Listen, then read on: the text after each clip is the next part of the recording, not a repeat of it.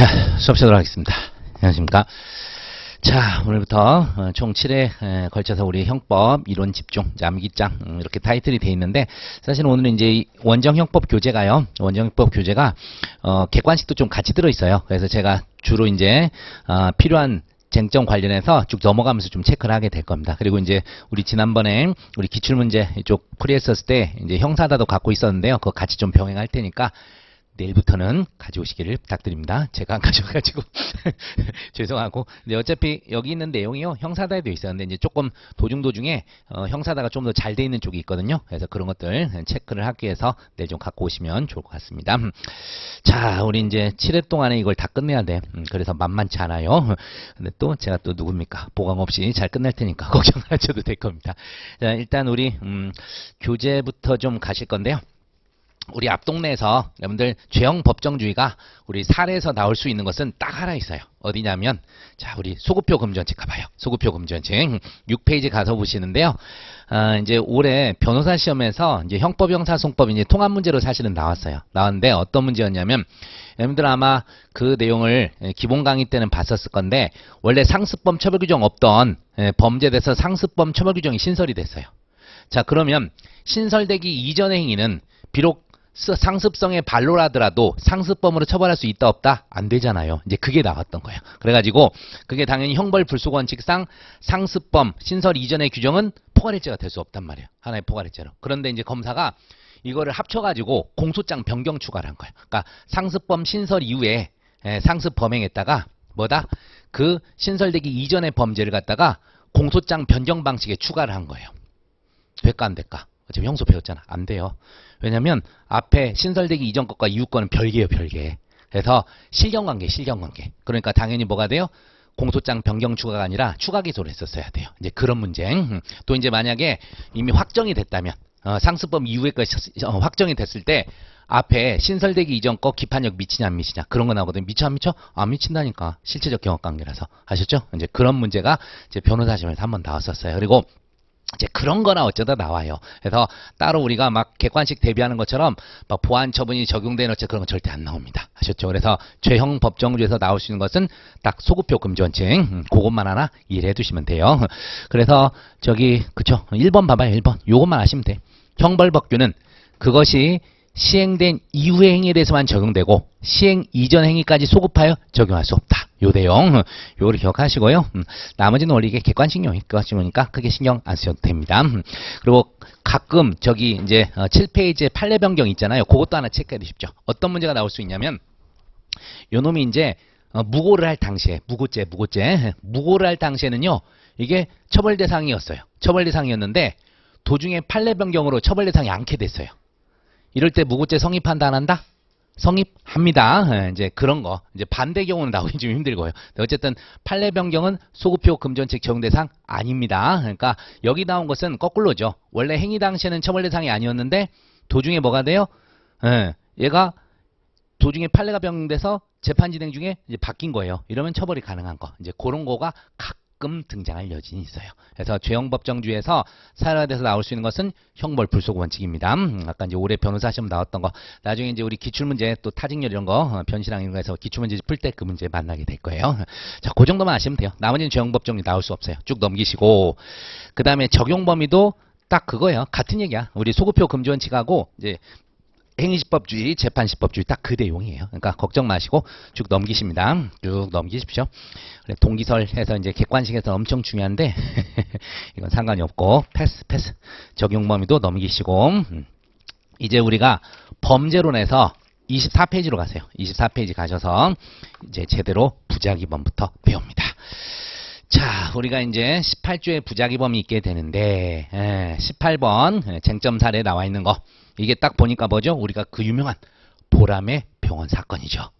그래서 보호자가 의학적 권고에도 불구하고 치료를 요하는 환자의 퇴원을 강청하여 담당 전문의와 주치의가 치료중단 및 퇴원을 허용하는 조치를 취함으로써 환자를 사망에 이르게 하는 행위, 여기에 대해서 담당 전문의와 주치의는 자기범인지 부자기범인지 이게 문제되는 거죠.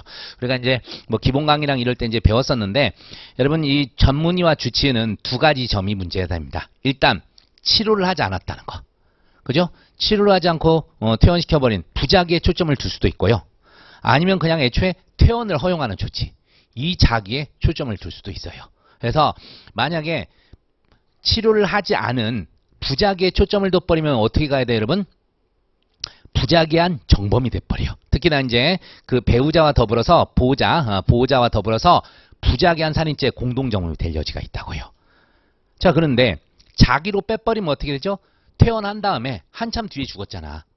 누구의 보호 영역 하에서? 보호자의 보호 영역 하에서. 그러니까 누구만 살인죄 정범이 될 수 있어? 이때는 보호자만 정범이 될 수 있는 거예요. 그리고 의사들은 방조만 될 수가 있게 되는 거죠. 자, 힘 있는 의사들한테 사법부가 굴복한 겁니다. 그래가지고 어떻게 됐다고?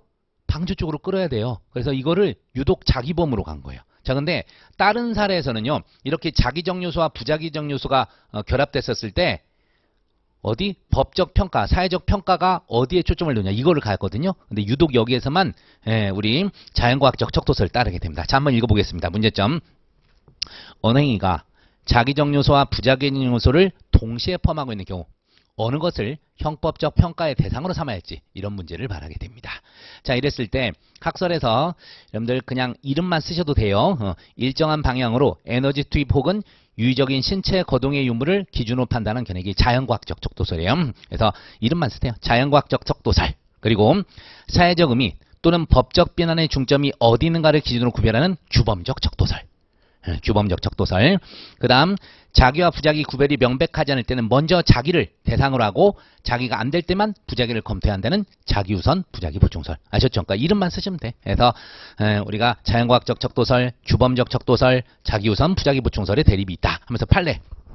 소위 이력 폭발 사건이나 세월호 사건 등에서는 규범적 척도설의 입장을 취하였으나 보람의 병원 사건에서 자연과학 척도설의 입장을 취하였습니다. 특이한 거야. 알죠? 그래서 이제 검토해서 보면 자기와 부자기의 구별은 밑줄 좀 그어두세요. 법적 평가의 문제이므로. 알겠죠? 법적 평가의 문제이므로 규범적 척도설이 타당하다. 이런 식으로 가세요. 다만 이거 안 써도 돼. 그래서 자기 부자기 구별 역시 법적 평가의 문제이므로 규범적 척도설이 타당한 거예요. 그러니까 우리는 이런 규범적 척도설에 따르면 여러분은 어떻게 해야 돼요? 의사들에게 법적 비난의 중점 어디에 있다고 봐야 돼요? 퇴원? 아니야. 치료하지 않은 거에 있다고 봐야 돼요. 그래서 1심과 똑같이 우리 학설 다설에 따르면 1심과 똑같이 전문의 주치의는 보호자와 부자기에 의한 살인죄 공동 정범이 돼야 돼요. 근데 이제 우선 여기서 이거 끝나면 안 돼요. 여기서는 제가 이제 결론만 써놨는데 일단 뭐로 봐야 된다고? 부자기범으로 봐야 된다. 이쪽 가셔야 됩니다. 부자기범으로 가야 돼요. 그래서 이제 이걸 결론을 끌어야 되는데 결론적으로 뭐 써야 되죠? 부자기한 살인죄인데 이 살인죄가 뭐예요? 부진정 부자기범이잖아. 그러니까 당연히 이 사이에 뭐 써야 돼요? 부자기범으로 결론 내리고 첫 번째, 그 다음에 두 번째가 이제 부진정 부자기범 성립요건 써야 돼요. 부자기범 성립요건 써야 되고 그 다음에 세 번째가 뭘까 여러분? 공동정범이잖아. 그래서 세 번째 쟁점이 부자기에 의한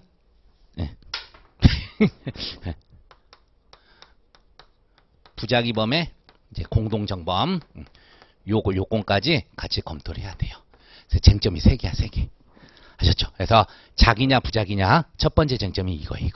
여기에서 한번 쓰고 그 다음에 이제 분인정 부자기범 성립요건 좀 이따 만나겠지만 구북의 보행 기억하시죠? 구북의 보행 그 5가지를 검토를 해야 돼. 좀 이따 쓸게요. 그리고 나서 오케이 전문의 주치의도 충분히 부자기에 의한 살인죄 될 수가 있는 거죠. 이랬을 때 마지막에 공동정범. 여러분 부자기범의 공동정범 요건이 뭐다? 공통된 의무가 부과되어 있고 공통으로 의무이행이 가능할 때 이걸 쓰는 거죠. 그래서 다 뭐다? 의사는 의료법에 의해서 그리고 배우자는 민법에 의해서 법률상 보증인지가 있는 자들이에요.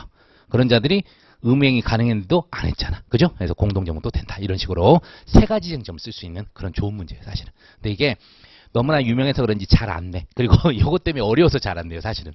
1번 문제를. 그래서 이제 만약에 나온다면 다설대로 이렇게 가면 이제 이렇게 되는데 이제 여러분 눈치껏 봐야 돼. 점수가 안 커. 그럼 어떻게 가야 돼요, 여러분? 판례 따라 가셔야 돼요. 이제 판례 따라 가는데, 이제 정리해 볼게요. 이거 대 이제 판례 따라 가볼게요. 자기 범으로 간다. 자기 범으로 가요. 판례 따르면. 자, 이건 그 다음 거 뭐 써야 돼요? 그냥 방조범 요건 쓰면 돼요. 방조 요건 쓰고 그냥 검토하고 끝내면 돼요. 쟁점이 무지 짧은 거예요. 판례대로 쓰라는 거죠. 됐어요? 그래서 쟁점 봐가지고 점수 배점이 겁나 작어. 아씨, 그럼 우리가 하는 그냥 판례대로 가는 거야. 그래서 이런 거 뭐 자기냐 부자기냐 했었을 때 판례 따라 가시라고. 보람이 병원 사례 동일한 위와 같은 유사한 사례에서 판례는 뭐로 봤다? 예, 퇴원시킨 자기의 초점을 두고 방조범으로 간 거야. 자기 방조를 인정했다. 그렇게 끝내고 그 다음에 이제 방조범 요건 있잖아요. 그것만 하나 검토해가지고 포섭해서 끝내버리면 되는 거예요. 문제가 완전히 달라지죠. 그죠? 네. 네, 점수를 봐서 좀 큰 문제다. 그럼 이거 쓰는 거예요. 판례 비판하고 요걸 좀 쓰시고 가는 겁니다. 항상 얘기하지만 여러분 판례와 다른 견해를 쓴다면 뭐라 그랬죠? 마지막에 다만 판례에 따르면 어떻게 된다는 결론을 다시 한번 쓰세요. 점수 배점이 있으니까. 그 점을 얘기하겠습니다. 근데 이게 너무나 찍혀서 사례로는 잘 안 내곤 있는데 그래도 나온다면 욕 쓸 게 많아요. 큰 배점.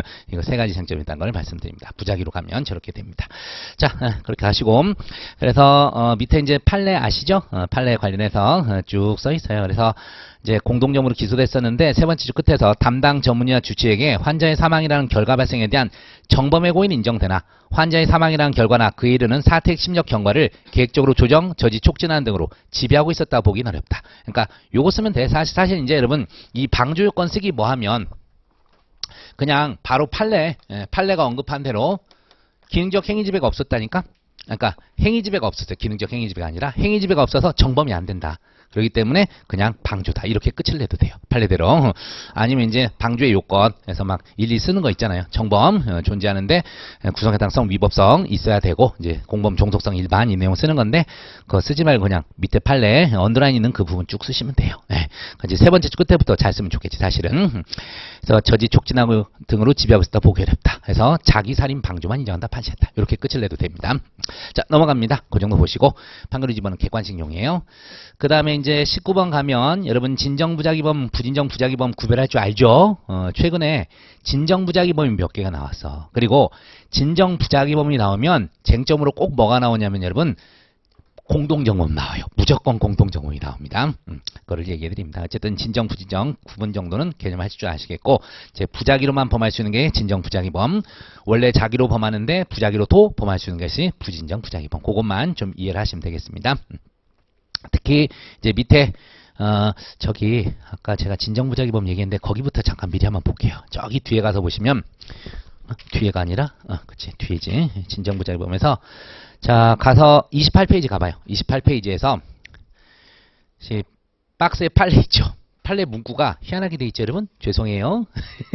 앞에 게 그대로 좀 뭐 이상하게 들어갔는데 저도 모르겠어요. 편집과정에서 희한한 얘기가 들어가는데 거기 뭐라고 쓰실 거냐면 관련 판례 타이틀 부진정부작위범에서 고의가 아니라 진정부작위범의 공동정범 그렇게 써두세요. 진정부작위범의 공동정범입니다. 또는 뭐 부작위범의 공동정범 그렇게 좀 바꿔두십시오. 이게 다 진정부작위범이에요. 자, 예를 보시면 공중위생관리법 관해서 이게 옛날부터 있었던 그런 사례입니다. 이제 케어코리아 사건인데 자 조문 자체가 보세요. 판결지 1번에서 공중위생관리법 전단은 공중위생 영업을 하고자 하는 자는 공중위생 영업의 종류별로 보건복지부령이 정하는 시설 설비를 갖추고 시장, 군수, 구청장에게 뭐라고 돼 있어요? 신고해야 된다. 이렇게 돼 있죠. 예. 자기 명령을 발했잖아. 그러면서 20조 1항 1호는 제3조 1항 전단의 규정에 의한 신고를 하지 아니한 자 처벌한다. 이렇게 돼 있죠. 우리가 진정부작위범과 부정부작위범 어떻게 구별하죠? 문헌의 형식. 우리 형식설입니다. 형식설. 그러니까 판례가 얘기하고 있잖아요. 언더라인에서 그 규정의 형식 및 취지에 비추어 신고 의무 위반으로 인한 공중위생관리법 위반죄는 구성요건이 누구에서만 부작위에서만 실현될 수 있는 진정부작위범입니다. 항상 이것부터 검토해요. 그런 다음에 이제 검사가 이 둘을 갖다가 실제 영업주하고 누구를 여기 직접 이 회사에서 신고 의무를 담당한 과장이 있었거든요. 두 사람을 갖다가 이 공중위생관리법 위반죄에 공동정모로 기소를 했었어요. 근데 여러분 조문 봐봐 다시 첫 번째 줄에 누가 신고 의무자예요? 공중위생 영업을 하고자 하는 자잖아. 위에 쓰세요. 영업주예요, 영업주. 영업주만이 신고 의무가 부과돼 있지 또 다른 직원은 여기 부과되어 있는 게 아니에요. 그래서 이제 판결은 이번 발표하셔야지. 예. 외우시라고. 부작위범사의 공동정범은 첫 번째, 다수의 부작위범에게 공통된 의무가 부여되어 있고, 두 번째, 의무를 공통으로 이행할 수 있을 때만 성립한다. 제가 밑줄 안 그은 것은 위에 기억이 있어서 그래요.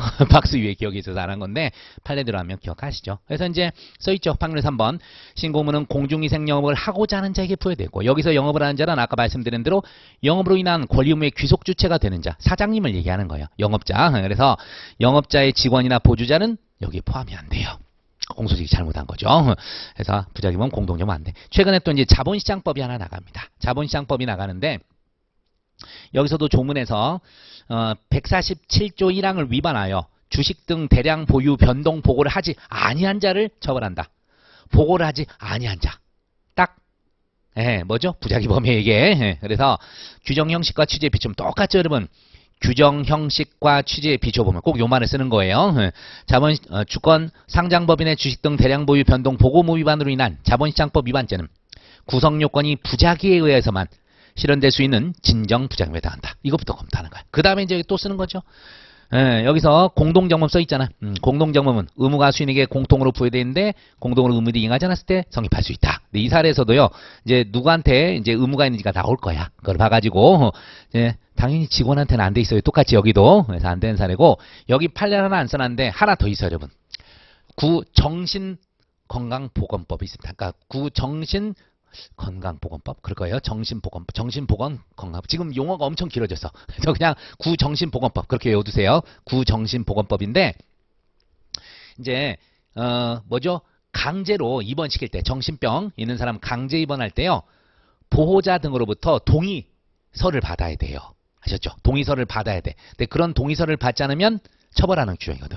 그것도 뭐죠, 여러분? 아까처럼 규정, 형식, 취지에 비추어. 아셨죠? 그래서 그 규정, 형식과 취지에 비춰보면 뭐만 될 수 있어요? 부작위로만 범할 수 있는 진정 부작위범이에요. 이해하시죠? 그런데 그 구정신보건법에서는 누구한테 의무를 부과했을까? 병원장한테. 병원장한테 보고, 그러니까 이거를 동의서를 받으라고 돼 있어요. 근데 검사는 누구누구를 공소지기해서 병원장하고 담당 전문의 두 사람을 갖다가 공동정범으로 기소했다고. 돼야 안 돼요? 안 돼. 그런 거 똑같아, 판례가. 그러니까 여러분들이 이제 진정 부작위범 관련된 판례 3개가 나오면 무조건 쟁점 기억하세요. 상당히 좀 나올 소지가 있습니다. 맨날 우리가 부진정만 공부하거든. 그래서 진정이 나올 수도 있으니까 편하게 보시기 바랍니다. 3가지 됐고요. 나머지는 이제 객관식용이야. 객관식용인데 다만 여러분 앞으로 가셔서 먼저 정리 좀 하고 돌아올게요. 쪽에서 이제 우리 25페이지로 백하셔서 뭐 일반적 행위 가능성은 나올 일은 없고, 그러니까 사람이 할 수 없는 거는 아예 부작위범 이전 단계에서, 구성요건 이전 단계에서 끝난다는 얘기가 어디에 있는 거예요? 일반적 행위 가능성이에요. 그러니까 맨날 얘기하는 거, 아이가 지금 낙동강에 빠졌거든. 요새 낙동에 빠지면 그냥 죽겠다라고. 녹조 라떼 때문에 바로 죽을 것 같은데, 어쨌든 저기 낙동강에 빠진 아이를 서울에 있는 아빠가 안 구했다 그래서 부작위범으로 처벌할 수 있어요? 안 돼. 그게 일반적 행위 가능성이에요. 구성요건 이전 단계에서 안 되는 겁니다. 그래서 그런 건 별로 안 나오고요. 자, 이제 우리 갑시다. 부진정 부작위범.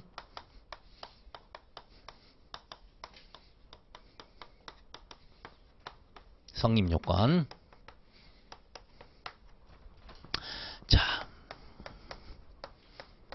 쓸게요. 구, 부, 개, 보, 행입니다. 사실은 이제 1, 2, 3은 진정, 부진정 공통 요건이에요. 그래서 첫 번째가 뭐예요? 구성요건적 부작위. 구성요건적 상황. 구성요건적 상황. 이 부가 써야 되겠네. 요구되는 행위의 부작위. 위에도 그냥 맞추겠습니다. 구 써놓고 옆에다 쓸게요. 구성요건적 상황.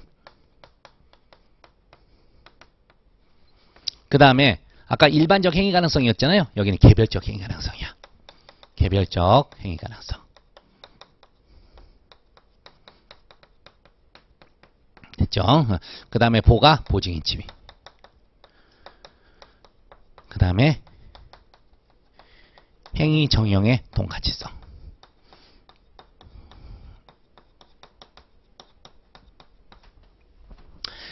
것까지 기억을 하셔야 됩니다. 근데 우리가 1, 2, 3에서 부정되고 그런 사례는 잘 안 내요. 가끔 이제 있긴 있어. 3번이 있긴 있게 되는데 이 동네에서 제일 중요한 게 여러분 뭐라 그랬어요? 4번이 4번 보증인 지위. 그래서 다른 거는 그냥 가볍게 포섭을 해도 되는데 보증인 지위는 웬만하면 따로 목차를 빼서 하라고 말씀을 드렸습니다. 자, 그렇게 하시고 이제 행위정형의 동가치성도 판례 하나 나중에 좀 있으면 보면 됩니다. 자, 이런 거예요. 그러니까 예를 들어서 이제 그 아이가 물에 빠졌단 말이에요. 그러니까 아버지가 앞에 있어요. 아버지가 앞에 있는데 지금 뭐죠? 아이가 물에 빠져 있는 상황이죠. 근데 그것부터 갈 게 아니라 뭐부터 검토해야 돼? 물에 빠져 죽었으면 부작위 살인이라고. 그래서 보증인지부터 검토를 하는 거예요. 웬만하면. 알겠죠? 자, 아버지는 뭐요? 민법상 부양 의무가 있잖아요. 그래서 민법에 따라서 법률에 의한 보증인 지위가 발생해야 된다는 거. 이제 그걸 쓰고 이제 나머지 검토를 하는 거예요. 그래서 얘가 물에 빠져서 죽을 수 있는 구성요건적 상황이에요. 부작위는 살인의 구성 상황이고 요구된 행위가 뭐죠? 구조를 해야 되잖아. 근데 구조를 하지 않은 부작위. 그리고 세 번째 이제 개별적 행위 가능성. 이런 게 문제가 되는데 그럼 여기서 특별히 아빠가 어떤 사람이에요? 어렸을 때 자기도 물에 빠져서 죽을 뻔한 기억이 있어서 물에 들어가지를 못하는 사람인 거예요. 그런 아버지한테 아이를 구할 것을 기대할 수 있나요? 안 되죠. 그래서 사실은 이 개별적 행위 가능성이 어떻게 보면 거의 책임에서 나올 것 같은데 여기서 나와요. 여기서. 구성요건 단계에서 날립니다. 그래서 개별적 행위 가능성이 없었다면 이제 거기서 탈락이 되는 거죠. 그와 관련된 사례가 판례 하나 있습니다. 25페이지 하단. 그 유명한 모텔 사례죠. 모텔방 사례. 자, 판결문 1번은 됐고 이제 판결문 2번 봐봐요. 모텔방의 투숙, 담배를 피운 후 재떨이에 담배를 끄게 되었으나 담배불이 완전히 꺼졌는지 여부를 확인하지 않은 채 불이 붙기 쉬운 휴지를 재떨이에 버리고 잠을 잔 과실로. 자, 이 보증인지 끄집어내세요. 보증인지. 어디서 나온 거죠? 위법한 선행위. 위법한 선행위. 오랜만이라 여러분 기억이 안 나시나? 한번 이걸 써볼게요. 여러분. 보증인지 발생 근거. 이제 판례 따라 형식설 가시면 돼요. 판례 형식설인데 법률, 계약, 조리, 신의칙 이런 것도 있고 뭐 사무관리 써도 되고 그 다음에 선행위. 됐습니까? 이거 어디서 끄집어내야 돼? 됐어요? 과실 있잖아 지금. 불도 제대로 안 끈 과실. 그래서 위법한 선행위가 있게 돼요. 사실 이제 선행위 이제 위법한 게 원칙입니다. 여기서 끄집어내야 돼. 그래서 칠판 보시면 이거 나왔을 때 어떻게 쓴다? 보세요. 이 위법한 선행위로 해서 보증인지 발생한 자예요. 그래서 불을 꺼야 될 의무 있는 자인데 자, 첫 번째 구성요건적 상황. 뭐다? 지금 얘가 알리거나 해가지고 사람 대피 안 시키고 불 같은 거 안 껐을 때는 뭐가 되는 거죠, 여러분? 부작위한 현주건조물 방화치사상이 되는 거예요. 모텔이잖아. 다른 투숙객들이 있으니까. 그래서 현주건조물 방화치사상. 여기에 대한 구성적 상황이에요. 요구된 행위가 뭐였었죠? 대피시키고, 알려서 대피시키고, 뭐 탈출시키고 이런 걸 했어야 되는데 그걸 안 한 거예요. 근데 문제는 여러분 어디서 걸렸어요, 이게? 여기서 걸렸잖아. 개별적 행위 가능성. 아셨죠? 그러니까 괜히 순서대로 쓰게 되면 보증인지를 놓친다니까. 그래서 보증인지는 항상 먼저 쓰세요. 우리 시험에서 아까 그 진정부작위범 3개 외에는 다 부진정 부작위범이에요. 알겠죠? 그러니까 나오면 거의 다 부진정 부작위범이니까 보증인지부터 쓰시고 시작하십시오. 그리고 사안포서 하면 여기서 탈락이야. 이제 읽어볼게요. 자, 뭐라고 돼 있습니까? 세 번째 줄에서 위 화재가 중대한 과실 있는 선행행위로 발생한 이상 보증인지 말씀하고 있죠. 화재를 소화할 법률상 의무는 있습니다. 그런데 여기서부터 화재 발생 사실 안 상태에서 모텔을 빠져나오면서 모텔 주인이나 다른 투숙객들에게 이를 알리지 않은 즉 요구되는 행위에 부작위를 했다는 이유만으로 화재를 용이하게 소화할 수 있었다고 보기는 어렵다. 이런 말이 나옵니다. 용이하게 소화할 수 있었다. 한마디로 개별적 행위 가능성이 있었다 보기는 어렵다. 알겠죠? 그러니까 자기도 지금 자다가 놀래가지고 튀어나오는데 이 상황에서 어떻게 모텔 주인한테 알리고 다른 투숙객들에게 알려서 대피시킬 수 있었냐 이거예요. 그래서 이 개별적 행위 가능성이 부정됩니다. 그래서 뭐는 안 돼요? 부작위한 현주건조물 방화치사상은 되지 않습니다. 하지만 무죄는 아니에요, 여러분. 중대한 과실이 있습니다. 그래서 중과실 치사상하고 중실화죄까지는 책임을 물어요. 아셨어요? 그래서 중과실 치사상과 중실화죄는 인정된 사례입니다. 거기까지 말씀을 드리겠습니다. 그렇죠? 그래서 이 부진정 부작위범 나오면 이렇게 푸는 거예요. 항상 보증인지 미리 끄집어내세요. 끄집어내고 갑니다. 보증인지에서 탈락되는 건 거의 없어요. 저기가 탈락돼 버리면 쓸 말이 없거든. 예, 그렇기 때문에 보증인지는 기본적으로 나와요. 나오는데 이제 개별적 행위 가능성이 탈락되거나 이제 하나 아직 안 나온 게 있거든. 업무방해죄 여기서 행위적인 동가치성 여기 하나 나올 게 있어요. 자, 넘어가 봅시다 일단.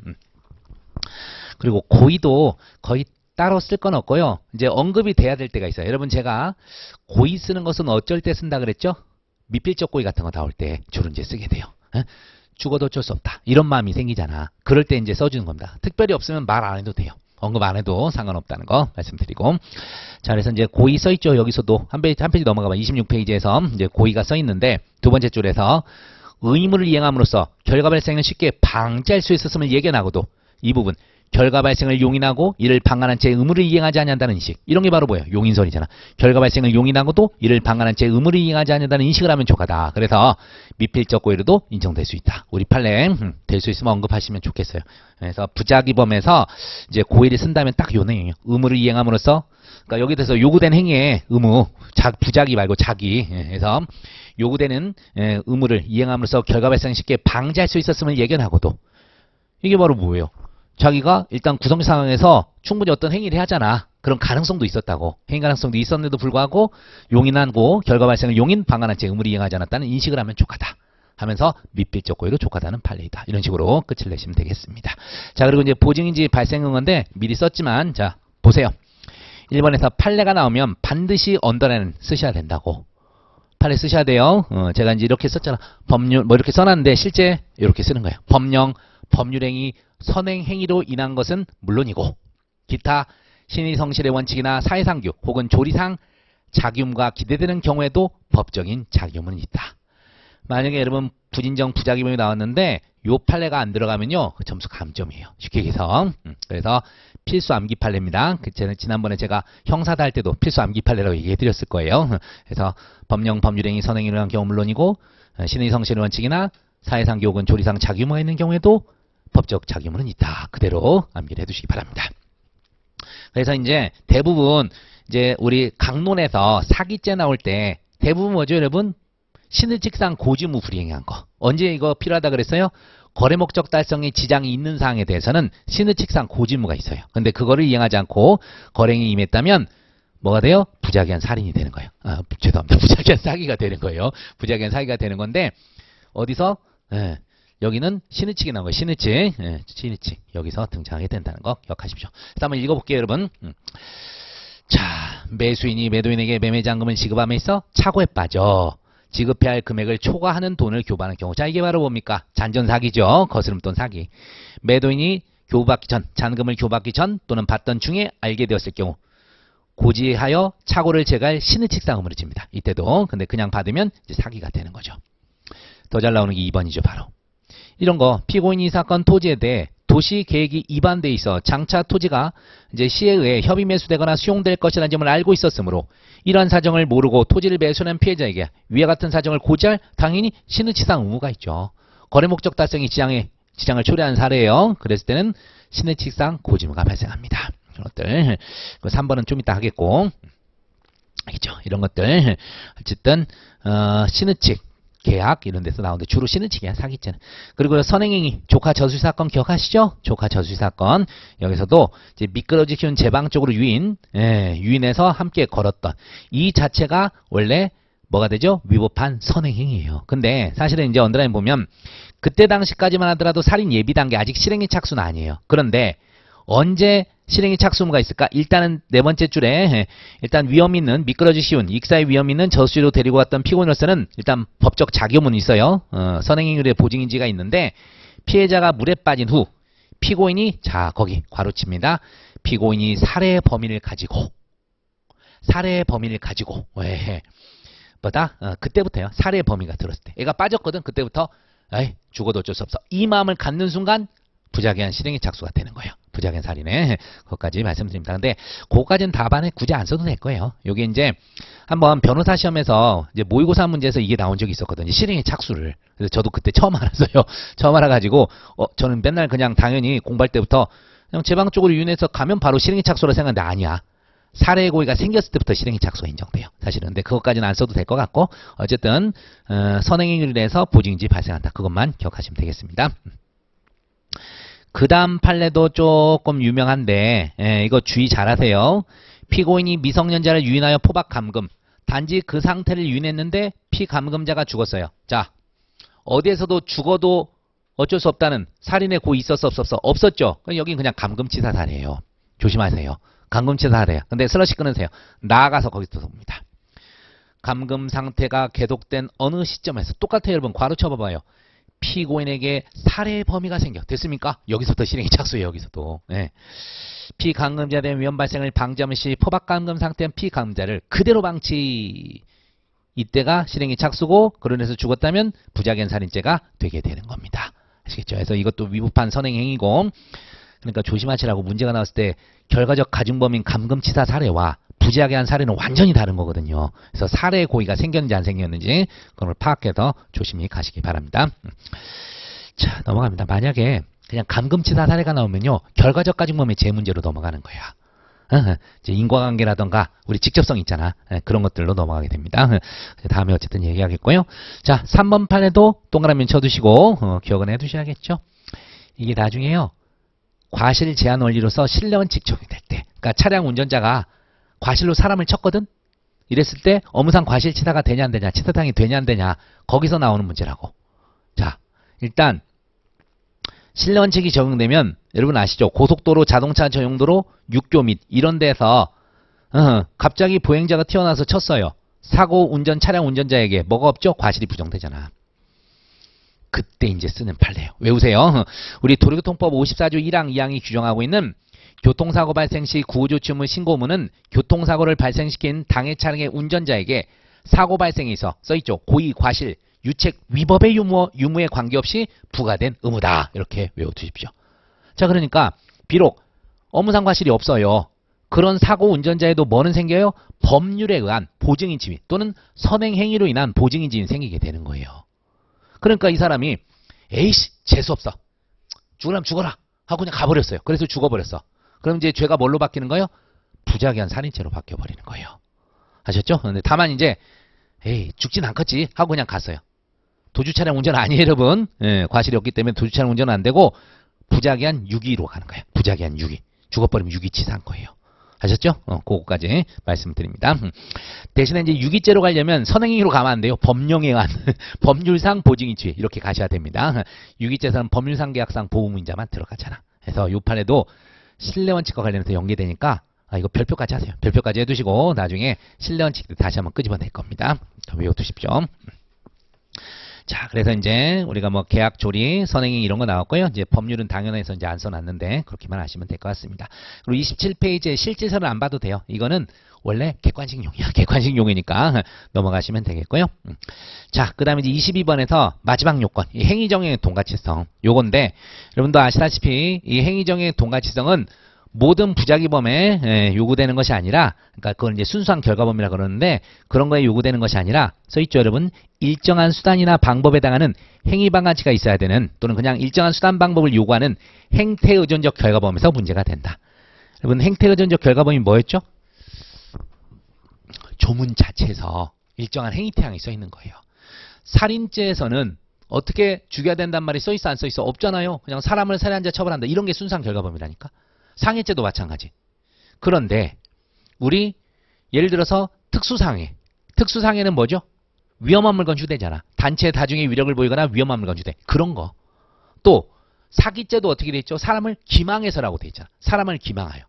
또 물어봅니다. 업무방해죄는 행위태양이 어떻게 돼 있어요? 허위사실 유포, 위계 위력이에요.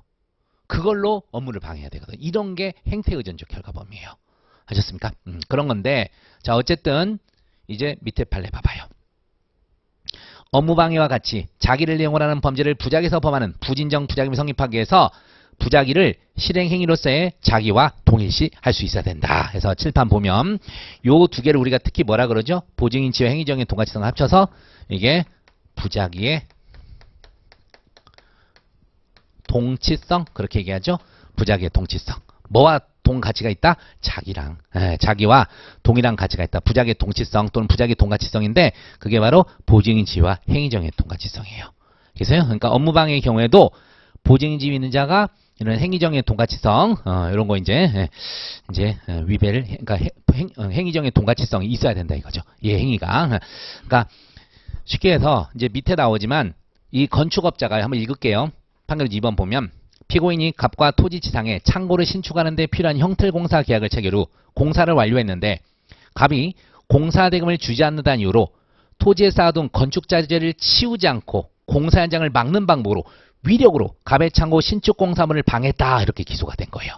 그러니까 쉽게 해서 뭐다? 건축자재를 치우지 않는 부작위, 이게 이제 업무방해 위력이다 이렇게 공소제기를 했던 거예요, 검사가. 자, 보시면 일단 여러분 여기서는 보증인지가 어디서 나왔을까?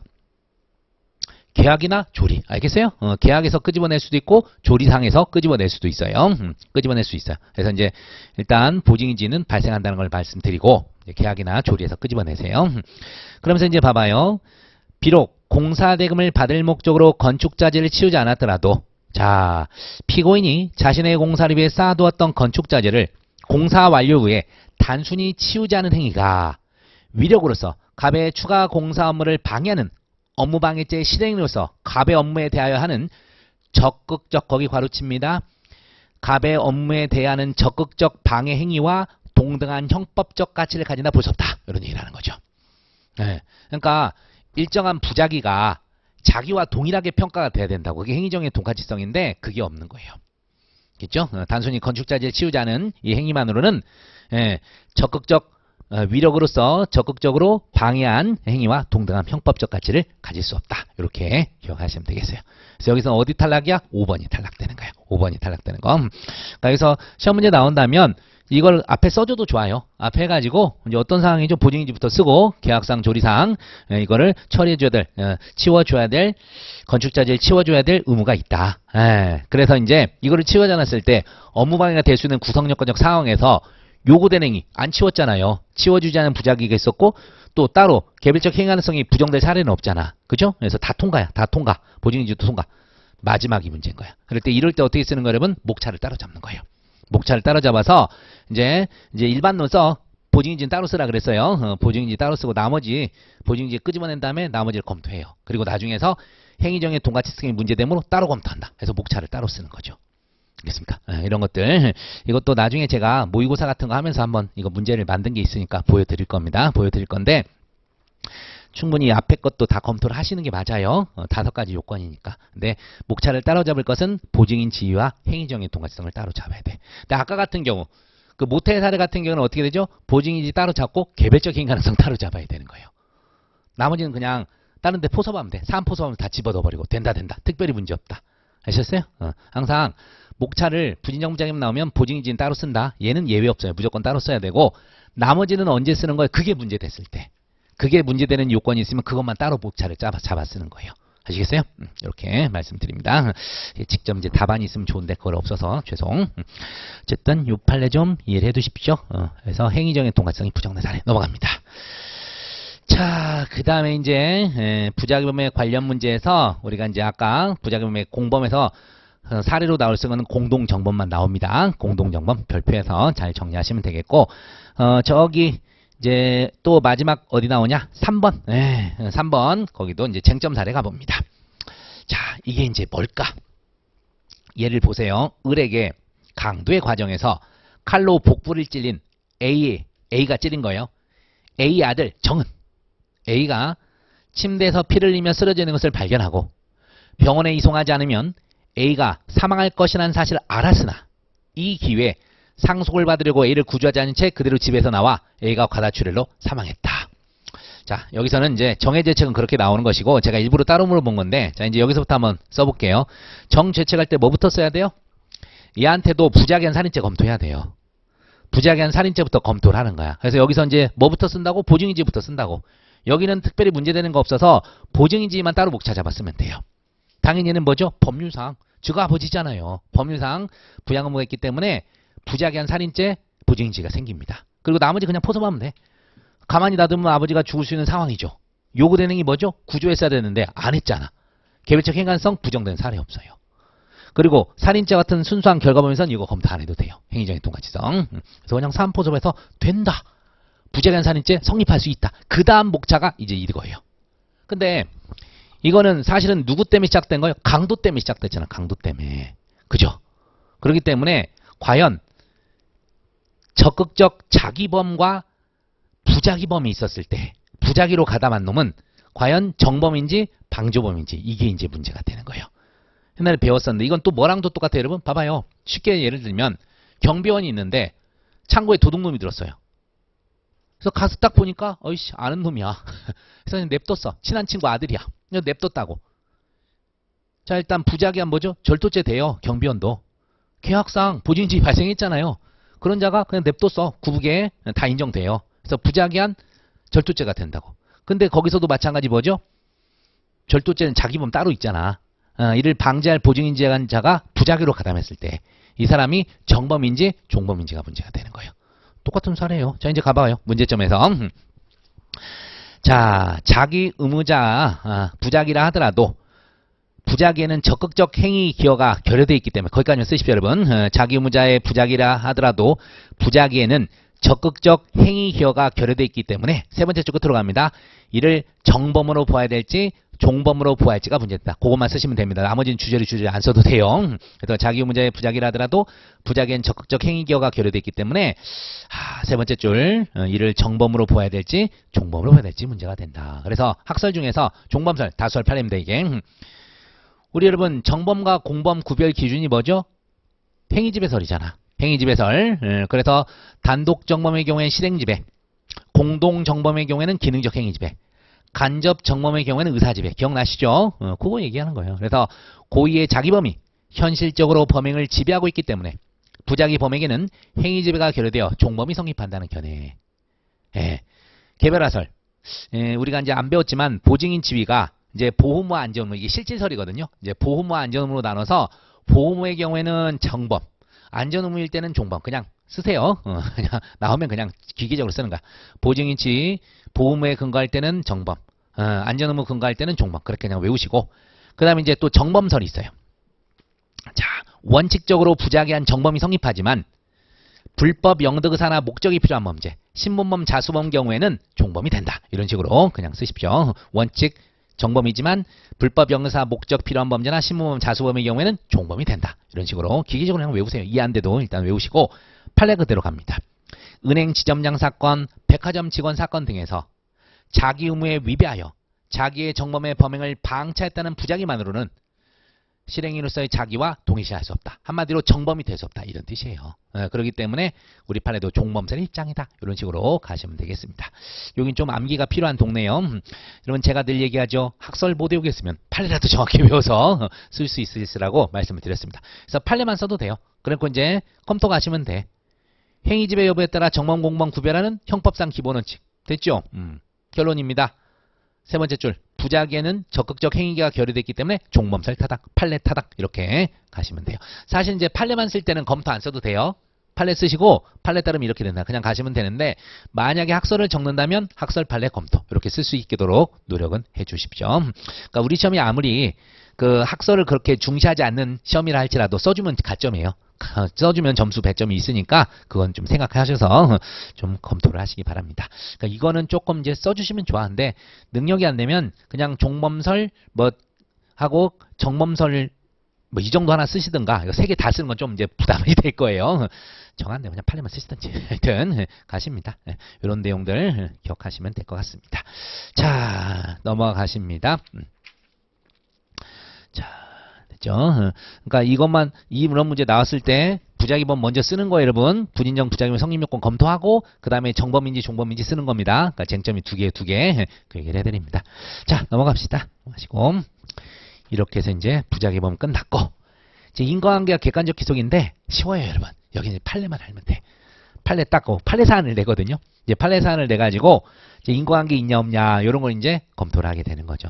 막설 필요 없어. 조건설, 원인설 우리 왜 내? 그냥 판례 상당 인과관계설, 정확히 절충적 상당 인과관계설인데 자 판례 한번 가둬볼게요. 31페이지. 설령 모르는 사례가 나왔더라도 이 기준으로 풀면 돼요. 타이틀에 써있죠. 첫 번째 판례에서 31페이지. 평소 앓던 지병이 영향을 미치거나 행위태양 자체가 위험했다. 인과관계 인정됩니다. 이럴 때가 그래서 보세요. 피해자를 2회에 걸쳐 두 손으로 힘껏 밀어 땅바닥에 넘어뜨리는 폭행을 가하고 충격으로 인한 쇼크성 심장마비로 사망을 했어요. 자, 일단 땅바닥에 밀어 넘어뜨려서 이것도 행위 자체가 행위 태양 자체가 위험하긴 하지만 그걸 떠나서 심장마비가 영향을 줬다니까? 그러면 제가 얘기했죠. 판례는 매우 친한 자를 범죄자로 봅니다. 피해자와 매우 친한 사람을 범죄자로 봐요. 그러니까 평상시 앓고 있던 지병, 가해자도 아는 거예요. 범인도 이걸 알고 있었던 거로 봅니다. 그래서 그 당시 심장질환이 지병이 있었고 음주 만취 상태였으며 그것이 피해자의 사망에 영향을 주었어도 인과관계 인정되는 거죠. 그러니까 판례 문구를 기억하세요.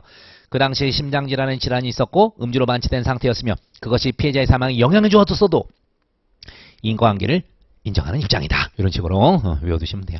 이거 외에도 엄청 많잖아. 심장질환, 고혈압 뭐 이런 거. 근데 여러분 부정되는 사례는 이건 암기를 하셔야 되는 판례죠. 특이체질. 친한 사람도 모르는 거 아시잖아. 봐봐요. 선생님이 애를 때렸는데 비정상적으로 얇은 두개골이라서 애가 죽었다니까.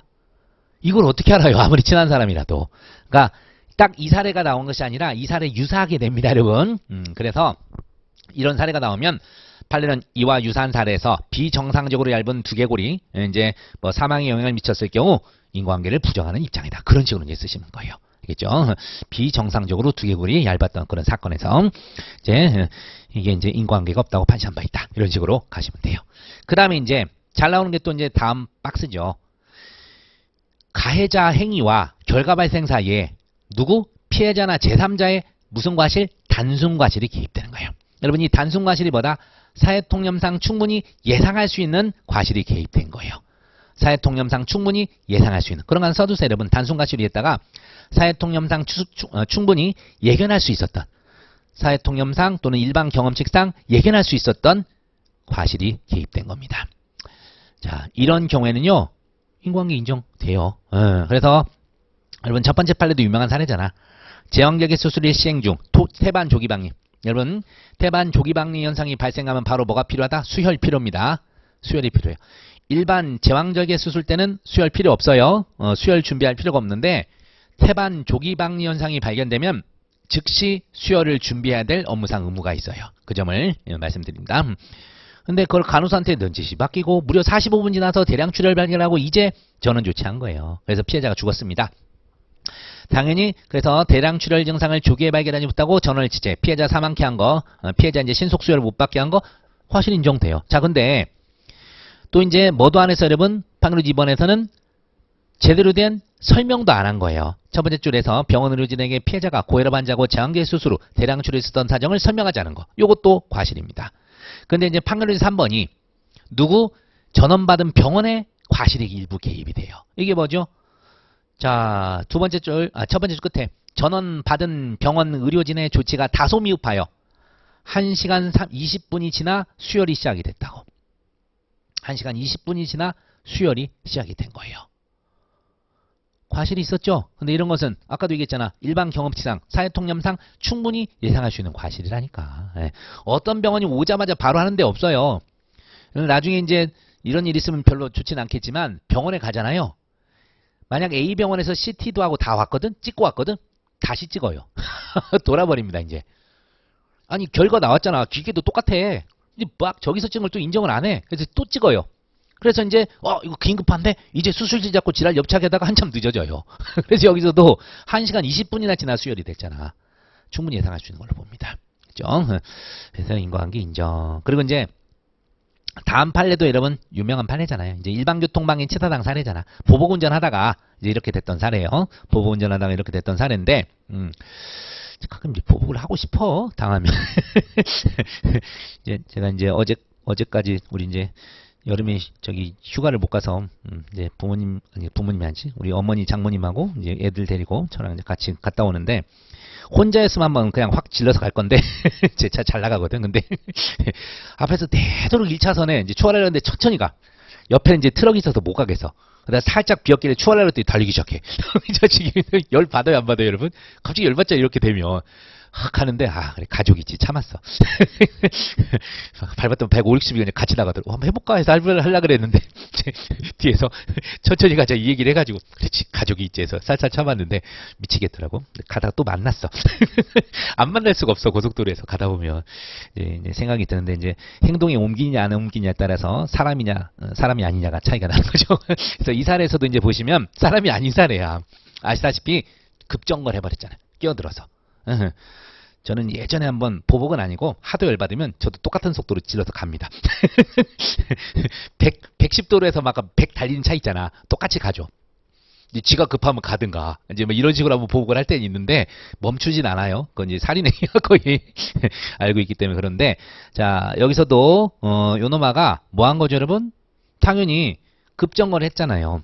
그러니 당연히 뒤에 차가 멈추지 못하고 사고 날 거. 예견 가능성도 있었고 당연히 사회통념상 이런 뒤에 사람들 운전자들이 제한속도 준수하지 않거나 또 보다 안전거리 확보를 다하지 않을 과실 충분히 예상할 수 있는 거예요. 그렇기 때문에 이런 피해자들의 과실이 개입됐더라도 상당 인과관계 인정됐던 사례 기억날 겁니다. 그러니까 이 사례는 사실은 결과적 가중범위잖아. 그래가지고 이제 상당 인과관계 외에도 뭐도 검토해야 돼요? 예견 가능성도 검토해야 되는 겁니다. 그래서 그 얘기가 다 써 있어요. 그래서 언더라인에서 고속도로 주행하는 다른 차량의 운전자들이 제한속도 준수나 안전거리 확보 등 주의무를 완전하게 다하지 않을 수 있다. 이게 이제 피해자 제3자의 과실이 개입된 사례예요. 알았거나 충분히 할 수 있었으므로 피고인의 정창이와 사상 결과 발생 사이에 상당 인과관계도 있고 예견 가능성도 있다니까. 그래서 교통방해 치사상죄 결과적 가중범이 인정된 사례입니다. 나중에 이제 결과적 가중범 좀 이따 이제 만날 건데 이 교시 때 아마 만날 거예요. 그때 또 한번 얘기를 하겠습니다. 자, 근데 이제 마지막 거 피해자나 제3자의 고의나 중과실이 개입됐어. 이럴 때는 인과관계가 부정되죠. 자, 첫 번째 판례 아시죠? 강간당한 피해자가 자살해버렸던 사건. 이런 거에 대해서 이제 피해자 이게 고의가 개입된 거잖아요. 그래서 두 번째 줄 끝에 그 자살행위가 바로 강간행위로 인해 생긴 당연한 결과라고 볼 수 없으므로 강간행위와 피해자 자살 사행위 사이에는 인과관계가 없다. 이거고 또 2번 사례도 파출소에 불냈는데 당직 이 경찰관이 막 집기 드러내고 막 하느라고 부상을 입은 거예요. 화상을 입은 거야. 자, 이런 것은 중과실이 개입됐다고 봐야 돼요. 그래서 세 번째 줄 끝에 이럴 때 쓰는 말이라고 일반 경험상 또는 뭐 사회통념상 전혀 예견할 수 없었던 결과가 발생했다. 이게 고의나 중과실이 개입됐을 때 우리 판례가 얘기하는 거예요. 아셨죠? 그래서 이런 문구들은 잘 외워두시기를 부탁드립니다. 넘어갑시다. 나머지 다 패스. 넘어가요. 자, 그 다음에 이제 고의로 넘어갑니다. 고의. 여러분 고의는 왜 배워요? 착오 때문에 배우는 거예요. 착오 때문에. 이제 원래 객관식에서는 고의의 인쇄상이 되냐 안 되냐 이런 걸 외우지만 우리는 사례형에서는 이제 미필적 고의 정도 하나 건지셔야 되고 그 다음에 이제 착오 때문에 고의는 배우게 되는 겁니다. 그래서 고의가 뭔지 모르는 사람 없겠죠. 동그라미 1번에서 구성요건적 고의란 객관적 구성요건 사실을 인식하고 이를 실현하려는 의사 이게 고의가 되는 겁니다. 그래서 옆 페이지 가시면 33페이지에서 박스 이런 거는 객관식 용이고 자 고의의 종류에서 불확정적 고의에서 우리 미필적 고의 기억하세요. 미필적 고의 인식 있는 과실과 이제 고의 사이에서 논의되는 고의가 이제 미필적 고의인데 다 필요 없고 밑에 B에 판례 외우십시오 여러분. 요 문구만 그대로 외워서 쓰시면 돼요. 예. 미필적 고의가 있었다 하려면 범죄 사실의 발생 가능성에 대한 인식은 당연히 있어야 되죠. 우리가 인식 있는 과실과 미필적 고의 구별되는 게 실현 의사잖아. 그래서 인식이 있으면 물론 나아가 범죄 사실이 발생할 위험을 용인하는 내심의 의사가 있어야 한다. 그대로 외우세요. 실현 의사가 있어야 된다는 거야. 용인하는 내심의 의사. 그래서 미필적 고의가 부정되는 사례는 안 냅니다. 걱정 마시고요. 그래서 맨날 갈 때 죽어도 어쩔 수 없다 이런 말이 나와. 그럼 우리는 어쩔 수 없이 미필적 고의 쓴다. 꼭 언급을 하시기 바랍니다. 됐습니다. 그것만 체크하시고 나머지 다 패스. 자 이제 착오가 드디어 나옵니다. 착오. 자 우리가 뭐 착오 민법 착오는 중요하죠. 근데 형법에서 착오는요 특이하게 우리 역대 사례에서는요 잘 안 냈어요. 솔직히 구성요건적 착오 문제를 잘 안 냈는데 이제는 뭐죠 여러분 2차만 보잖아. 그래 놓으니까 이 사례화 돼서 또 나올 수가 있어요. 예전에 이제 우리 법무사나 이런 쪽 하더라도 착오를 잘 내진 않지만 내긴 돼요. 내긴 내기 때문에 우리가 좀 외우셔야 됩니다. 이거 판례가 없진 않잖아. 그렇기 때문에 좀 기억을 하셔야 되는데 자 그래서 1번에 써 있죠. 구성요건적 착오란 행위자가 인식한 사실과 실제로 발생한 사실이 불일치하는 경우. 그래서 제가 예전에 판서했던 거 기억해봐요, 여러분. 이제 차고 유형할 때, 자, 인식 사실과 발생 사실이 이제 불일치할 때, 이게 이제 구성요건적 착오라 그랬죠. 그래서 밑에 아래별자 3번에 이제 나와요. 이쪽에 나오게 되는데, 자, 인류형. 옛날에 썼던 거 기억해봐봐요. 인류형이 뭐였다? 인식 사실은 범죄였어요. 범죄 구성적 사실이었는, 아이고. 아, 맞지. 근데 발생 사실은 거꾸로죠, 여러분. 그래서 제가 순간 범죄됐던 게 맞죠. 인식 사실은 범죄가 아니었는데, 발생 사실은 범죄가 되는 경우예요. 이게 바로 인류형이잖아. 13조. 죄의 성립 요소인 사실, 즉 범죄 구성요건적 사실을 인식하지 못하는 행위는 벌하지 않는다. 이거잖아요. 그러니까 얘는 자기 물건인 줄 알고 갖고 왔다니까? 근데 남의 물건이에요. 여기에 대해서 제가 어떻게 된다? 13조가 적용된다 그랬죠? 고의 조각 과실범으로 갑니다. 그래서 과실범 처벌 규정이 있으면 처벌하고 없으면 무죄가 되는 거예요. 과실범으로 가는 거. 자, 그래서 이제 절도 같은 경우에는 과실절도 있어 없어? 없죠? 그래서 바로 무죄가 되는 거죠. 자, 그 다음 이제 이유형.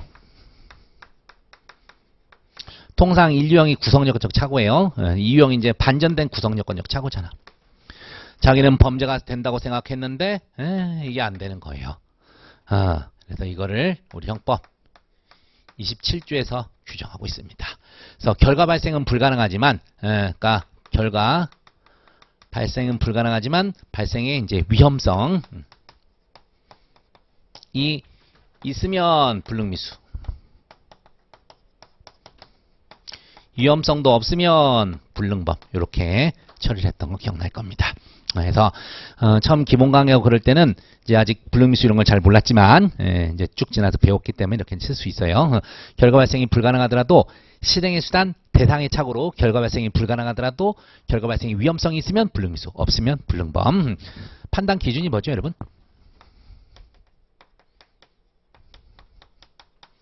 현재 우리 판례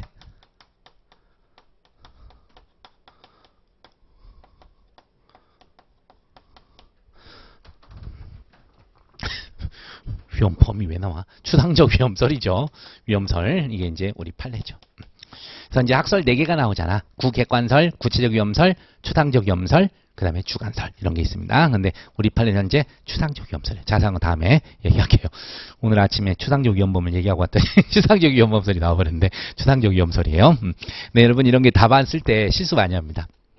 그리고 형법에서 특히 이제 아까 언급했던 신뢰원칙 있잖아요. 과실제한 원리로 신뢰원칙을 써야 되는데 우리는 다행히 행정법을 안 배우잖아요. 그러니까 신뢰보호원칙을 안 쓰게 되는데 행정법 배우는 사람들은 막 거기서 신뢰보호원칙을 꼭 써.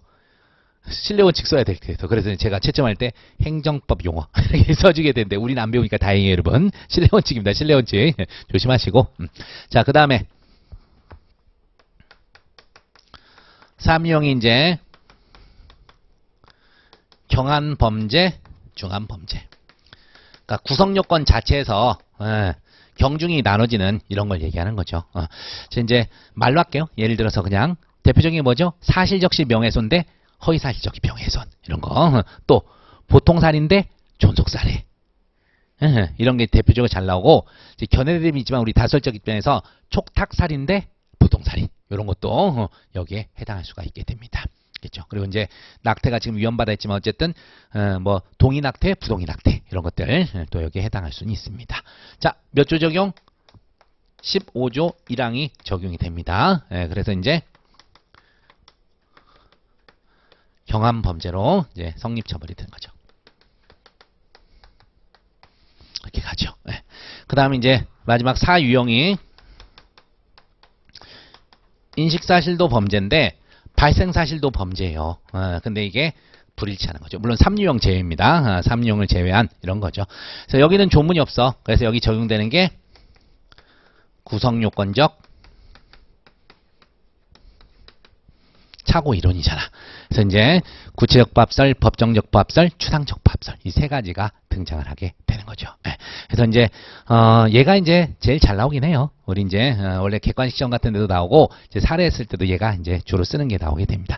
그래도 우리가 일단 1, 2, 3 유형 조문 있을 땐 조문으로 먼저 푸셔야 된다는 거 말씀을 드립니다. 그래서 이제 시험에서 만약 나온다면요, 이제 불능미순 이건 따로 나오고, 사실은 이건 따로 검토하는 거니까 구성력 차고에 넣기가 좀 뭐하긴 합니다. 그래서 불능미순 때 이제 따로 배우는 것이고, 1유형하고 이제 4유형 있잖아요. 1유형, 4유형 요런 게 구성력 착오로 가끔 이제 등장을 하게 돼요. 사례 문제로 등장을 합니다. 3유형은 너무 쉬워요. 너무 쉬워서 이건 객관식용이고, 가끔 이제 구성요건적 포섭할 때 잘못하는 사람이 있을까봐 얘기하는데, 아까처럼 이제 변시 실제 사례에서도 나왔었는데, 그 촉탁 승낙을 받은 거야. 존속한테 촉탁 승낙을 받았다. 그러니까 촉탁살인. 응? 촉탁살인. 그때 뭐 쓰는 거죠, 여러분? 이제 얘가 촉탁살인을 가졌는데 잘못해가지고 병실에서 이제 아버지 중병에 걸렸거든. 이제 장인이었지. 그래서 나 좀 죽여, 나를 보내주세요. 해가지고 갈등하다가 이제 처와 의논 끝에 이제 생명유지장치 그걸 이제 의식이 돌아왔다 안 돌아왔다 하거든. 그래서 중병에 걸려서 정신 멀쩡할 때 부탁을 했거든요. 그래서 촉탁을 받아가지고 이제 그걸 코드를 뽑는데 어머니 사람 걸 뽑은 거야. 이때 이제 어떻게 되냐 이거죠. 그때도 여러분 어떻게 되죠? 이게 인식사실은 촉탁살인이에요. 발생사실은 보통살인이 돼버린 거잖아. 어디로 가야 돼? 요거 이럴 때. 그러니까 구성요건적 포섭할 때 그때 가끔 동원될 때도 있어요. 아셨습니까? 그런 것 좀 생각을 하시기 바랍니다. 그러니까 뭐 사실은 이제 다 나올 수는 있어요. 잘 나올 수는 있는데 제일 잘 나온 건 사유형. 맨날 이제 뭐다 A를 향해 쐈는데 빗나가서 B가 맞는 이런 것들, 그게 이제 제일 많이 나와요. 그거 말씀드리고, 어쨌든 1, 2, 3형 있다는 거 말씀드리고, 이제 그때그때 잘 쓰셔야 돼요. 제일 잘 나온 건 사유형이지, 사유형. 자, 그 내용을 제가 이제 쭉 정리해놨습니다. 그래서 이제 아랍에서 3번에서 써있죠. 13조 적용 첫 번째 1유형. 대표적으로 이제 아까 얘기했던 거 달리 이제 그쵸. 사냥꾼이 사람을 멧돼지로 알고 사살한 거야. 그러니까 멧돼지를 잡는다. 부탁받고 이제 유해 조수잖아요. 그래서 쏜 거야. 근데 하필 사람이었던 거죠. 이럴 때가 대표적으로 과실입니다. 과실. 그래서 사람 죽었을 때는 과실치사죠. 근데 특히 전문 수렵은 얘기가 나오면 업무상 과실치사예요. 여러분 이 업무상자가 들어가냐 안 들어가냐가 생각보다 중요합니다. 그러니까 우리 사례를 볼 때 전문 수렵인 이런 말이 나오면 업무상이 들어가야 돼요. 아셨죠? 그냥 과실치사 쓰면 감점을 먹는다는 거 말씀드립니다. 그리고 2번 이제 불능미수 사례고, 그 다음에 이제 3번 써있죠? 모두 불일치할 때 기억에서 경한범죄 인식, 중한범죄 실현, 이게 15조 1항이 적용됩니다. 얘들 써놨죠. 보통살인 고의로 존속살해, 촉탁승낙 없는 데 있다고 오인, 이런 것도 이제 307조 1항 대 307조 2항 명예훼손 얘기한 거예요. 그런 것도 있다는 거 말씀드리고, 그 다음에 이제 양자 간의 차이가 있을 때 그때 이제 구성요건적 착오이론이 적용이 되게 됩니다. 그래서 이제 35페이지 가시면 사유형 써는 거예요. 사유형. 그러니까 이제 A 죽이려고 쐈는데 B가 맞아 죽었거든. 그러니까 A에 대해서 살인해고 있었죠. 요거를 발생한 B한테까지도 전용을 할 수 있느냐. 그 내용인 거예요. 아셨죠? 그게 이제 구성적 착오이론인데, 문제점에 써있는 것처럼 인식사실과 발생사실이 어느 정도 부합할 경우에 인식사실에 대한 고의를 발생사실에 대한 고의로 전용 내지 유용할 수 있는가 문제가 된다. 이런 거예요. 그래서 문제점에 따라 잘 써두시고 넘어가서 보세요. 쟁점 사례에서 일단 나올 때 답안에 쓰는 내용을 먼저 말씀드립니다. 쟁점 사례 가보세요. 자, 구체적 사실의 착오 중 객체 착오, 일단은 학설 대립 검토인데, A에게 앙심을 품은 갑은 을을 찾아가 야구방망이 등으로 A를 패달라고 부탁을 합니다. 갑의 부탁을 승낙한 을은 며칠 뒤 23시 30분경 A의 집 문 옆에서 A를 기다리던 중 모자를 눌러쓰고 귀가하던 A의 동생 B를 A로 잘못 알고 소지하고 있던 야구방망이로 B의 등을 내리쳐 전치 3주의 상처를 입히게 됩니다. 자, 이게 바로 뭡니까? 사람 대 사람이니까 구체적 사실의 착오죠. 구체적 사실의 착오고, 그 다음에 객체 착오의 방법의 착오예요. 의도했던 객체 정확히 때린 거 맞잖아. 근데 다만 알고 보니까 비었을 뿐이지. 이게 객체 착오입니다. 우리 제가 맨날 얘기하는 거, 맨 앞줄 맨 왼쪽에 있는 양에서 총을 쐈어요. 그래서 맞췄어. 근데 가서 보니까 철수가 아니라 인수더라. 그거 이게 객체 착오잖아요. 방법의 착오는 뭐죠? 빗나가서 뒤에 있는 애가 맞아야지. 그러니까 이거는 원래 의도한 객체 정확히 때렸잖아. A 동생 B를 A로 알고 잘못 알고 소지하고 있던 야구방망이 정확히 A인 줄 알고 때렸잖아. 근데 알고 보니까 B였던 거예요. 이게 바로 구체적 사실의 착오 중 객체 착오에 해당하게 됩니다. 사실 여러분 객체 착오가 나오면 학설 대립 없어요. 그래서 구성요건적 착오 관련한 어떤 학설에 따르더라도 발생 사실은 B에 대한 상해죄 성립한다. 또는 특수상해 성립한다. 이거 쓰면 끝나긴 해. 근데 일단 우리가 사례 쓰는 걸 연습을 해야 되니까. 자, 문제점 아까 쓴 대로 보세요. 인식사실과 발생사실에 어느 정도 부합할 경우 인식사실에 대한 고의를 발생사실에 대한 고의로 전용 내지 유용할 수 있냐가 문제된다. 이렇게 써 있는데, 자, 이렇게 쓰는 거예요. 학설에서 인식사실과 발생사실이 구체적으로 부합하는 경우 발생사실에 대한 고의기술을 인정하는 구체적 부합설. 두 번째, 법정적으로 부합하는 경우 발생사실 고의기술을 인정하는 법정적 부합설. 그리고 세 번째가 좀 어려운데, 가벌적 사실한 점에서 추상적으로 중첩하는 범위 내에서 경한죄입니다. 발생사실 아니에요. 경한죄 고의기술을 인정하는 추상적 부합설. 이렇게 이제 답안에다 쓰는 거죠. 자, 그래서 예전에 뭐 자세한 건 설명했으니까 기억들 하시고, 이제 판례태도 보시면 조카 형수 살해 사건, 요걸 이제 써야 되는 거죠. 갑이 형수 을을 살해라고 몽둥이를 내리쳤으나 등에 옆에 있던 조카 병의 머리에 맞아 병이 사망한 경우, 타격의 착오 대신 방법의 착오로 쓰셔도 돼요. 방법의 착오가 있는 경우는 할지라도 행위자의 살인의 범의 성립에 방해되지 않는다. 이렇게 판시. 또는 그냥 살해 쓰시고 조카 병의 머리에 맞아 병이 사망한 경우 방법의 착오에 대해 조카에 대한 살인 고의를 인정했다. 살인 기술을 인정했다. 그렇게 쓰셔도 돼요. 그래서 이제 법정적 부합설이라는 걸 쓰시면 되죠. 이게 방법의 착오잖아. 빗나간 거. 여러분, 왜 방법의 착오를 답안에 써야 된다 그랬어요? 아니, 객체 착오는 견해 대립이 없다니까. 다 결론이 똑같아요. 그래서 방법의 착오 관련된 사례를 판례에 써주셔야 됩니다. 가끔 객체 착오 사례를 쓰는 사람들이 있어. 판례를 그게 외우기 쉽다고. 의미 없어요. 객체 착오 관련된 판례를 써버리면 구체적 부합설인지 법정적 부합설인지 구분이 안 돼요. 그렇기 때문에 꼭 방법의 착오 관련된 판례를 써주십시오. 자, 검토를 왜 제가 두 개를 써드렸을까? 통상 위의 사례처럼 이게 공범의 객체 착오죠. 아니, 정범의 객체 착오. 정범이 객체 착오를 일으켰을 때 지금 여기서는 을만 물어봤지만 갑까지 써야 되잖아요. 이럴 때 동그라미 2번을 쓰시는 거예요. 법정적 부합설로 가십시오. 추상적 부합설은 발생하지도 않은 경한범죄 기술을 인정한다는 점에서 타당하지 않고, 구체적 부합설은 고의의 기수책임 인정 범위가 지나치게 협소하다는 점에서 법정적 부합설이 타당하다. 이렇게 쓰는 거예요. 주로 이걸 택하시면 돼. 사실은 공범의 착오를 해결하는 방법입니다. 이에 반해서 병발 사례. 그럼 병발 사례가 뭐냐면 A를 죽이려고 지금 이 사례에서 예를 들어서 이제 A를 죽여 총을 쐈다 쳐봐요. A도 맞고 B도 맞은 거예요. 그러니까 원하던 객체에 맞았어요. 그래서 A가 죽었어요. 그리고 B도 죽었어. 이런 거. 또는 A도 맞긴 맞았는데 죽지는 않았어. 그리고 B가 죽었어. 뭐 이런 것들. 의도하지 않은 병발 사례가 발생한 거. 병발이 뭐죠? 두 가지가 같이 발생했다는 거예요. 이럴 때는 뭘 써야 되냐? 구체적 부합설로 가야 돼요. 법정적 부합설은 이거 해결이 안 돼요. 학설 5가지 대립이 있어요. 병발 사례에 대해서. 그래서 그러니까 예를 들어서 제가 금방 얘기한 대로 이제 가볼게요. 갑이 A를 죽이려고 총을 쐈는데 A 맞아서 죽었고 B도 맞아 죽어버렸어. 자, 이거 어떻게 풀어야 돼요? 구체적 법설로 갈 건데 우리가 알고 있는 형법 지식대로 동원해봐요. 원래 A 죽일 고의 있었어 없었어? 있었죠. 살인 기수. B한테는 죽일 고의 처음부터 있었어 없었어? 없었죠. 과실치사. 행위가 몇 개요? 하나죠. 상상적 경험. 그렇게 푸는 거예요. 이게 구체적 법설이에요. 또 하나 해볼까요? A가 맞긴 맞았는데 안 죽었어. B만 죽었어. A에 대해서는 원래 살인 고의 있었죠. 그러니까 살인 미수. B에 대해서는 어떻게 해요? 고의 없었잖아. 과실치사. 상경. 이렇게 가는 거예요. 아시겠습니까? 요런 경우 때가 구체적 법설이에요, 이게. 예, 그렇기 때문에 이때는 법정적 법설을 까야 돼. 자, 보세요. 동그라미 2번. 동그라미 1번에 첫째 줄 끝에. 법정적 법설은 고의의 사실적 기초를 무시하고 있다. 또는 힘들면 뭐라고 쓰시면 돼요? 객체 착오와 방법의 착오. 뭐라고 쓰는 게 좋을까? 요 말을 쓰는 게 좋겠요. 제가 잠시 헷갈렸습니다. 갑자기 지금 제가 법정적 법설을 따라가는 그 생각을 했는데, 어쩌고 뭐죠? 사람을 죽일 고의로 사람을 죽였는데, 어떻게 미수냐 이거야. 그렇게 하시면 돼요. 그래서, 그러니까 어떻게, 기수? 잠깐 제가 헷갈리고 있습니다. 처음이 맞았네. 다시요.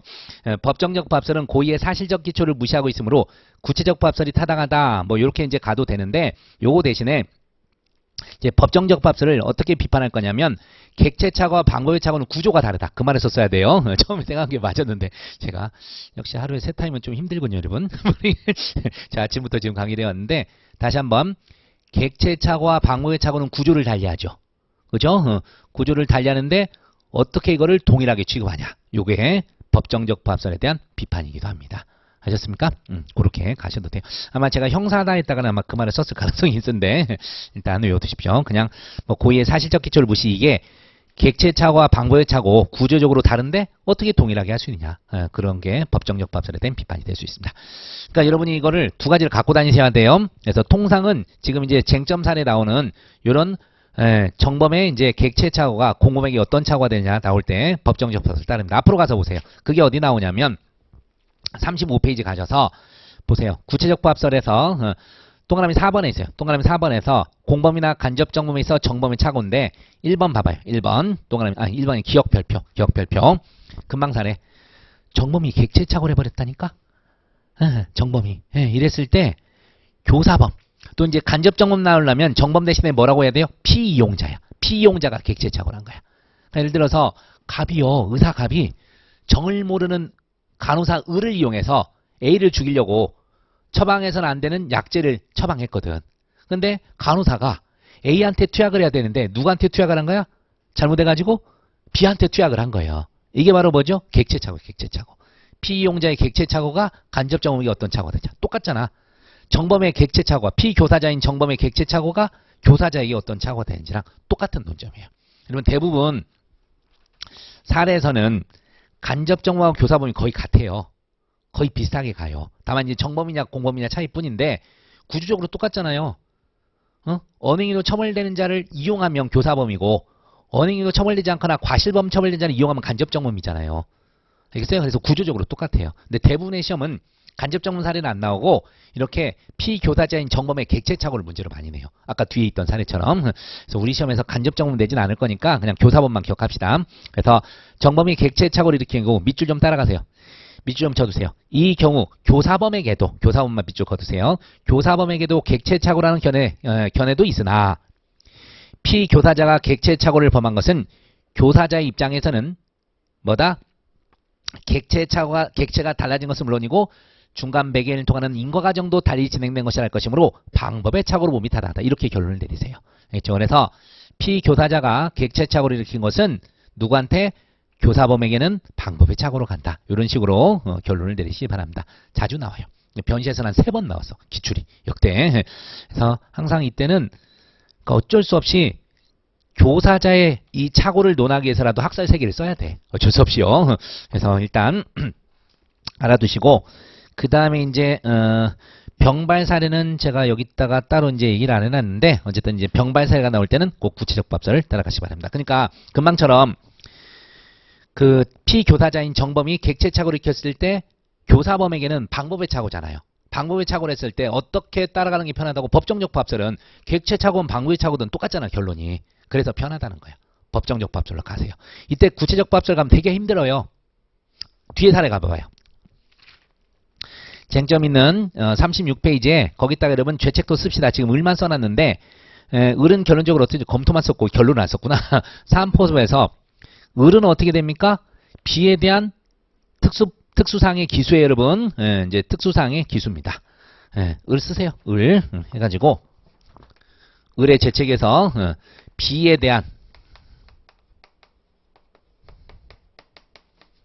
특수상의 기수입니다. 자, 그 다음에 이제 갑 쓰셔야죠. 갑.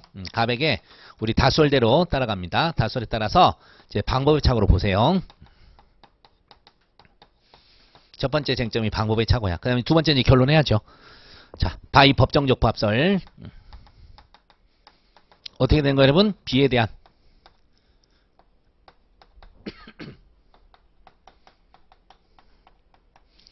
특수상의 교사예요.